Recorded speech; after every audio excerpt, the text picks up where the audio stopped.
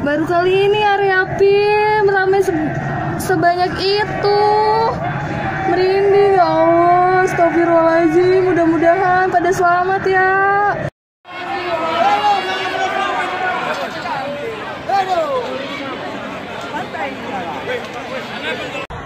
Kami mahasiswa Indonesia bersumpah bertanah air yang satu, tanah air tetap. Kita hanya berjumlah satu, teman-teman. Satu suara, satu tujuan untuk tidak menyejahterakan, untuk tidak menyengsarakan rakyat, teman-teman. Dan kakak harus paham, saat ini tokoh pencuri sudah belajar bela di mana aja ini kawan-kawan.